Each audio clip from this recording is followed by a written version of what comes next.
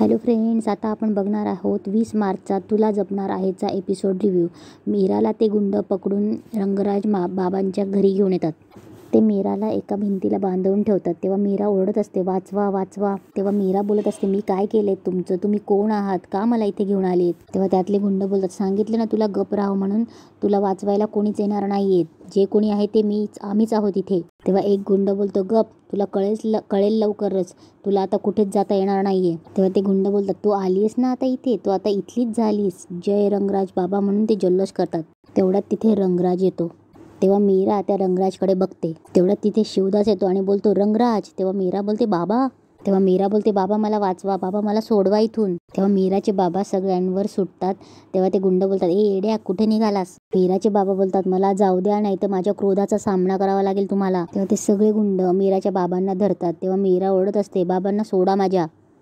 तेव्हा रंगराज बोलतो, आमच्या आज्ञेशिवाय या आश्रमात येणाऱ्याला कडक शासन करतो आम्ही. पण तू बुद्धीने कमकुवत आहेस अर्थात वेडा आहेस म्हणून सोडलं तुला, जा निघ इथून.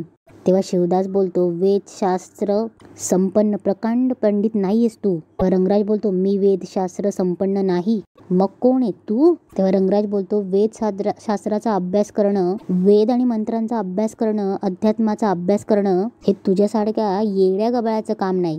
तेव्हा मीराचे बाबा एक श्लोक त्याला म्हणून दाखवतात. तेव्हा रंगराज ही मृत्युंजय मंत्र त्यांना म्हणून दाखवतो. तेव्हा मीराचे बाबा बोलतात, वा, महामृत्युंजय मंत्र. अरे पण आजकाल हा मंत्र तर सर्व ज्ञात आहे. नुसता मंत्र मुखोतनं होऊन चालत नाही, तर सिद्ध करावा लागतो.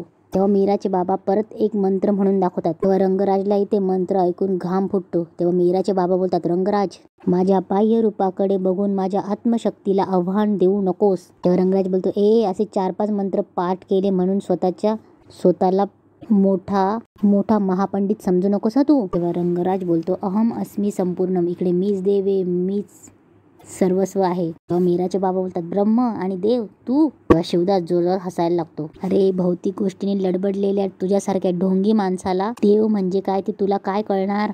ईश्वर म्हणजे अनंत शक्ती, निर्गुण निराकार असा तो परमात्मा कुठल्याही सुखदुःखाने बाधित होत नाही. तेव्हा रंगराज बोलतो, तू मला अध्यात्म शिकवू नकोस.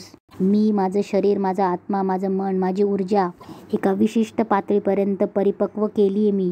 तू मला हरवू शकत नाही. तेव्हा शिवदास बोलतो, अरे, तुला पराभूत करण्यासाठी माझी गरज नाहीये. माझ्या लेकीने आधीच केलंय तुला पराभूत. मीराच्या हातून उत्सवाचे विधी पूर्ण होऊ नयेत म्हणून किती कारस्थाने केलीस तू. तेव्हा मीराला सगळं आठवतं की तिचा कलश कसा हरवतो, तिला विधी पूर्ण करण्यासाठी कशा अडचणी येतात. तेव्हा शिवदास बोलतो, अरे, पण ती सारी कारस्थानं हाणून पाडली माझ्या लेकीने. पुरून उरली ती तुला, पुरून उरली. आणि म्हणूनच तू तिला आश्रमात आणून डांबून ठेवलंयस. स्वतःला अध्यात्मातला मोठा अधिकारी पुरुष म्हणून घेतोस ना. अरे, पण मदमत्स्य वासनेचा त्याग सुद्धा करता नाही आला तुला. ढोंगी माणसा, माझ्या लेकीला सोडून दे माझ्या लेकीला, नाहीतर तुझा सर्वनाश होईल. तेव्हा रंगराज बोलतो, माझा, आणि हसतो. तू कितीही अकंतांडव केलंस ना तरी तुझ्या मुलीची माझ्या तावडीतून सुटका होणार नाही. तेव्हा शिवदास बोलतो, ज्याचं अंतकरणच पवित्र नाही त्याने कितीही गंगा काशी केल्या तरी त्याचा काय उपयोग? ज्याच्या मनात भक्तिभाव नाही त्याने चंदनाचा टिळा आणि तुळशीच्या कितीही माळा घातला तरी त्याचा काय उपयोग? तुकोबा म्हणतात, अशा दृष्टाचे बोलणे म्हणजे एखाद्या श्वानाच्या भुंकण्यास इतके व्यर्थ आहे. तेव्हा रंगराज चिडतो आणि बोलतो, काय म्हणालास? श्वान? आम्हाला श्वान म्हणालास? मग बघ आता तुझ्या डोळ्यात देखत तुझ्या मुलीचा कसा उद्धार करतो ते.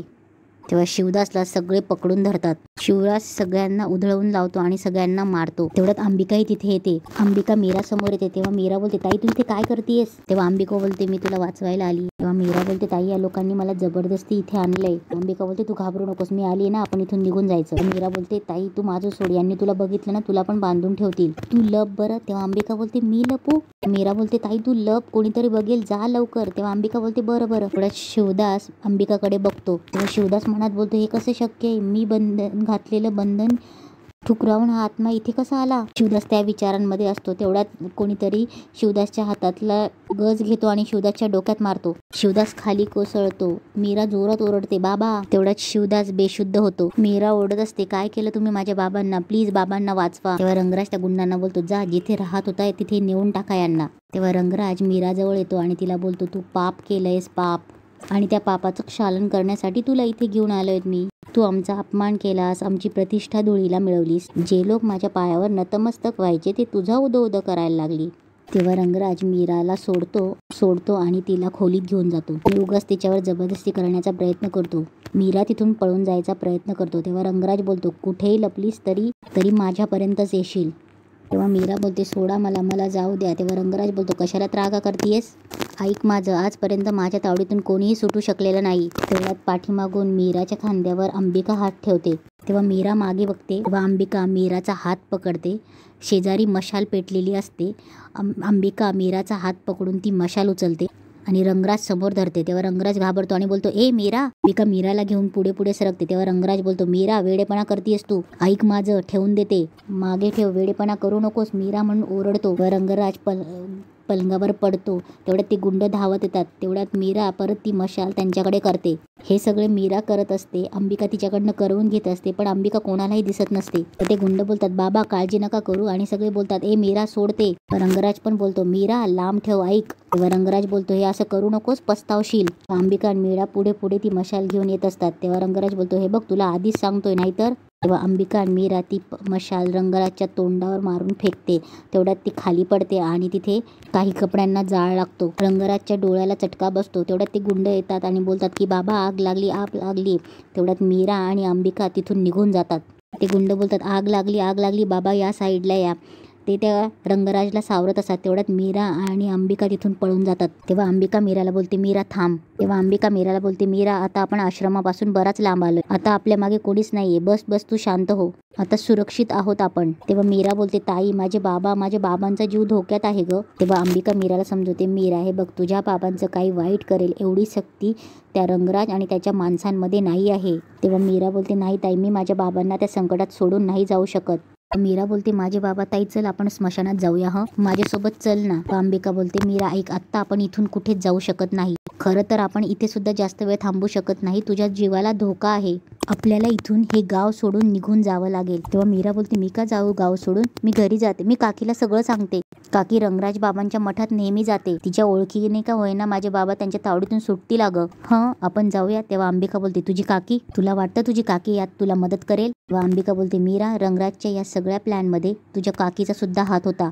तिनेच रंगराजच्या माणसांना यात मदत केली आहे. तेव्हा मीरा बोलते, ताई काय बोलतेस तू? माझी काकी का करेल असं? तेव्हा अंबिका बोलते, हे बघ मीरा, मी खरं तेच सांगतेय. त्या सगळ्यात तुझी काकी सुद्धा सामील होती. यातून पैसे मिळणार होते तिला. तेव्हा मीरा चिडते, ताई वाटेल ते आरोप करू नकोस माझ्या काकीवर. मला मान्य आहे ती माझ्यावर चिडते, रागवते, पण तितकाच जीवही लावते.